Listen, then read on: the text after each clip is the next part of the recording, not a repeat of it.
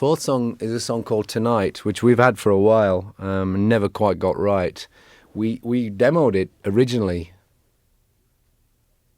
I think, in 1985, that long ago, and it lost the toss with Love Bites for the last album because it wasn't finished. And we always knew that one day we'd dig it out and mess with it. And the things that we found wrong with it were so minuscule. When you actually listen to the original version to the version that's on the record, it's hardly any difference, but they made such a difference in the arrangement and the actual sound of the record. It's like, yes, we've got it right, you know, and it was just like a harmony here and a little bit of interjection between a couple of verses there and that kind of thing, and completely re-recording it. And it sounds fresh, you know, nobody would really know, apart from the fact that I've just let the cat out of the bag, that it's been around for such a long time. But, you know, it's an old song to us, but it's brand new to everybody else, and that's the most important thing. There's a potential audience of 10, 15 million people out there that are going to say, wow, this is great, you know. And we didn't want to leave it off just because, like, oh, God, we've been playing this song for so long, you know. In actual fact, we hadn't been playing it for so long.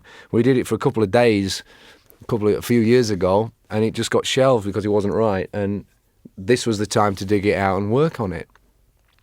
Many people have done it. I mean, I hear stories all the time that Tattoo You by the Rolling Stones, which came out in 1981, there's a lot of songs that have been knocking around since the early 70s that they just never quite nailed.